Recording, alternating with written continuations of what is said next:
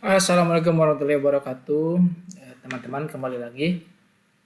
Kita akan membahas lagi tentang rumah data kependudukan ya. Tadi terakhir sampai dari tujuh indikator atau 7 menu yang harus ada di rumah data. Tadi kita sudah membahas yang pertama adalah data kualitas, kemudian kuantitas, dan juga mobilitas. Yang terakhir kita mau ke mobilitas dulu, bahwa mobilitas ini berisi sudah saya tadi katakan bahwa berisi tentang keluar masuknya penduduk.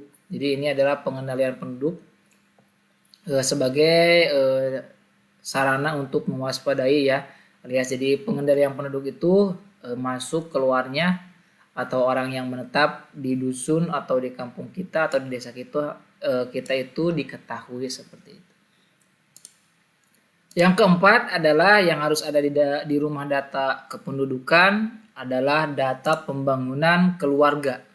Di sini menunya cukup pendek, tidak terlalu banyak.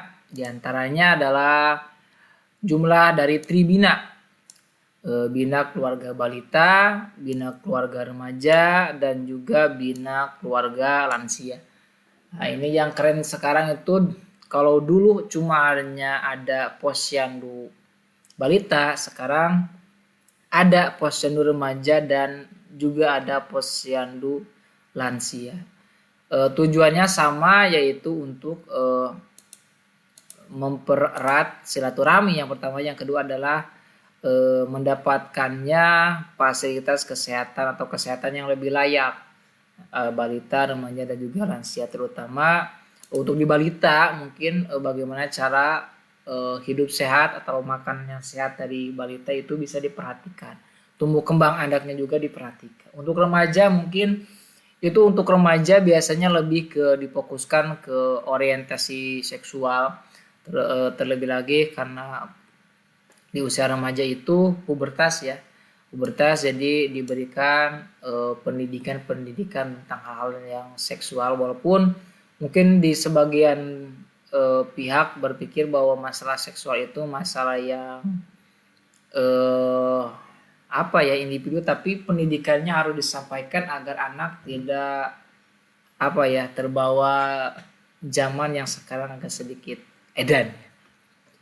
Ada juga posyandu lansia, ini lebih ke apa namanya ya, supaya lansia itu sehat di usia senja, intinya seperti itu. Kemudian ada juga dalam data pembangunan keluarga ada data peserta UPPKS. Kalau sekarang mungkin rubah jadi UPPKA ya. Jadi akseptor. Terus jumlah posyandu ini ada berapa, jumlah sekolah, dan kemudian ada jumlah kube kelompok usaha bersama. Nah, bagan-bagan ini atau format ini itu bisa bertambah sesuai dengan indikatornya. Mungkin di kelurahan Bapak, Ibu, teman-teman mungkin ada yang menunjang lagi di pembangunan keluarga seperti rumah singgah atau apapun itu, silakan bisa dimasukkan seperti itu. Jadi apapun datanya bisa dimasukkan. Kemudian yang kelima adalah data administrasi penduduk. Ini mungkin yang agak sedikit penting ya. Masalahnya administrasi itu mulai dari yang paling bawah, yang paling penting seperti akte kelahiran, kemudian KTP, KIA, PIA, PIP, dan lain sebagainya, itu yang semuanya hal yang menyangkut tentang kependudukan, administrasi kependudukan itu masuknya di sini. Nikah, talak, cerai, rujuk itu masuknya ke sini. Jadi kita harus tahu lah pasti kalau satu dusun mungkin kita sudah kebayang siapa yang menikah, siapa yang kemarin ditalak, kemudian siapa yang cerai, siapa juga yang rujuk. Mungkin Bapak Kepala Dusun, RT RW tahu apa yang siapa saja, bukan apa ya, siapa saja yang nikah, talak. Karena kalau nikah mungkin tidak terlalu banyak ya, mungkin bisa 1 tahun itu dalam satu dusun 2 atau 3, jadi sangat-sangat mudah untuk mencari datanya.